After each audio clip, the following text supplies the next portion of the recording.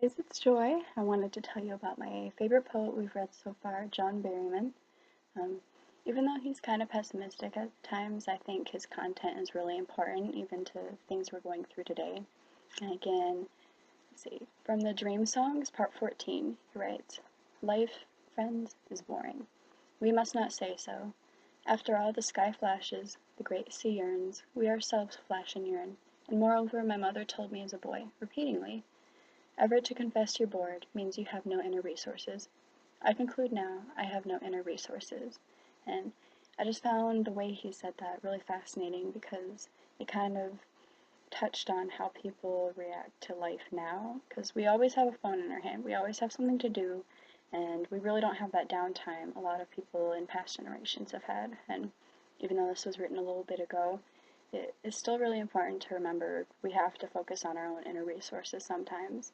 And for him to admit that to himself is kind of depressing, but it's important to realize the lows in life before you can get up there. I'm Joy, believe me, I know.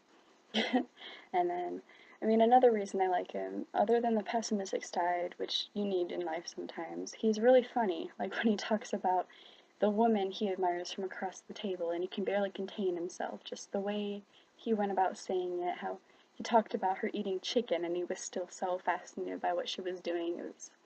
It was really funny. I don't know. He's a well-rounded guy. I'd have lunch with him. Favorite poet so far is Allen Ginsberg, and he's a very real and uncensored poet, and I really like that about him, even though others might not. And my favorite poem by him so far was Sunflower Sutra, and I think this poem is awesome because even though it was written in 1956, um, modern society can easily relate to it. The poem is basically about self-acceptance, and my favorite parts of the poem were stanzas 17 through the end.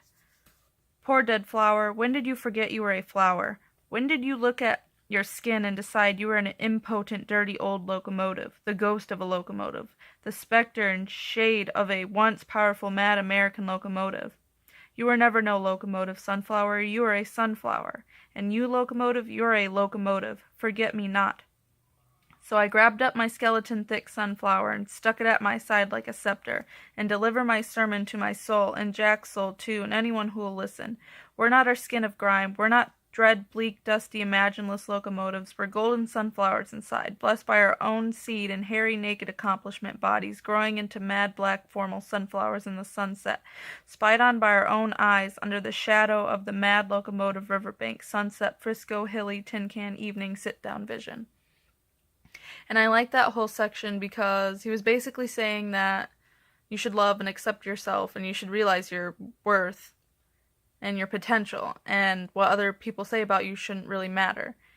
And regardless of what people say about you, you do create your own self-image of yourself. And if you portray yourself or feel like, or just have negative energy, or are negative in general, then you're going to feel bad about yourself and you're going to be an old dirty locomotive.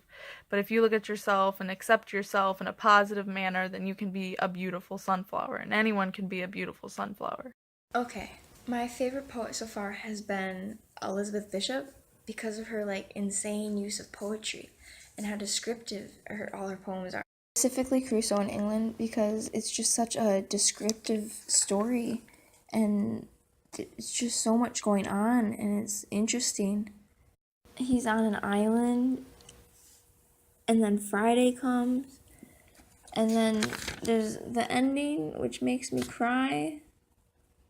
It's the type of poem I could read over and over and over again and still be interested because it's just captivating. It's a story. I think my favorite lines have to be lines 111 through 114. And all the gulls flew up at once. They sounded like a big tree in a strong wind, its leaves. I'd shut my eyes and think about a tree, an oak, say, with real shade somewhere. I think those are my favorite lines because they just make me want to close my eyes and listen to nature and all the sounds around me and pay attention to something else. But yeah, Elizabeth Bishop, she's been my favorite poet, and Crusoe in England has been my favorite poem. And I'm probably going to keep reading that one.